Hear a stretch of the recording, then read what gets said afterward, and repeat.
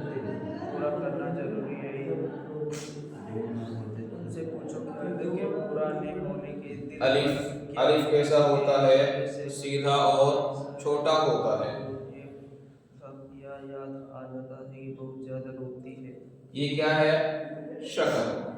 ये जो हम तरीका और तरतीब बोर्ड पर बता रहे हैं, ये सवाल और जवाब की शक्ल में है, ताकि हर आदमी, बच्चा भी, बड़ा भी, मर्द औरत सब सीख सकें। इसलिए आसान से आसान शक्ल में हम बोर्ड पर सिखाने की कोशिश कर रहे हैं। ये क्या है? अलिफ। ये क्या? शक्ल। अब ये कोई हर्फ नहीं है। ये हर्फ कब बनेगा? ये शक्ल है। इस शक्ल को हमें बा बनाना हो तो क्या करेंगे? तो शक्ल के नीचे एक नुक्ता लेकर आएंगे। शक्ल के नीचे एक नुक्ता लाएंगे। तो शक्ल के नीचे एक नुक्ता लाए तो क्या बना? ये बना बा। क्या बना? बा। अलिफ बा। नुक्ता हटाकर बोलो शक्ल। नुक्ता हटाकर बोलेंगे तो क्या बनेगा? शक्ल। नुक्ता लगाकर बोलेंगे तो बा। आगे चलते हैं। ये क्या है? शक्ल। इस शक्ल को हमें ता बनाना हो तो क्या करेंगे? शक्ल के ऊपर दो नुक्ते लाएंगे।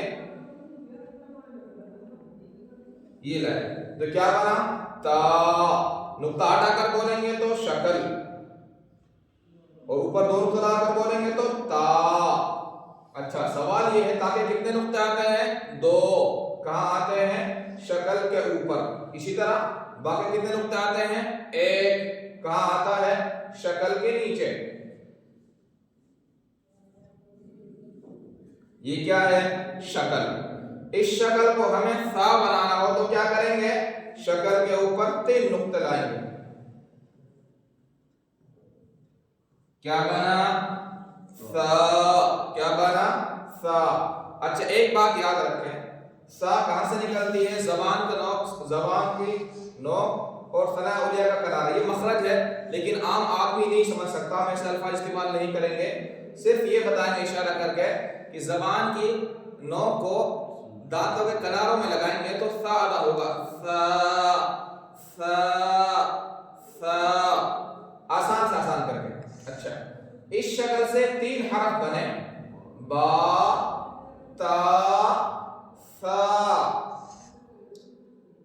प्रैक्टिस के लिए बच्चों से बार बार ये सवाल करें। नुक्ता हटाकर बोलो शक्ल, नीचे एक नुक्ता लगाकर बोलो बा, ऊपर दो नुक्ते लगाकर बोलो ता, ऊपर तीन नुक्ते लगाकर बोलो सा। प्रैक्टिस के लिए इसी तरीके से इसमें नुक्ते हटाकर बोलो शक्ल, ऊपर दो नुक्ते लगाकर बोलो ता, ऊपर तीन नुक्ते लगाकर बोलो सा, नीचे एक नुक्ता लगाकर बोलो बा।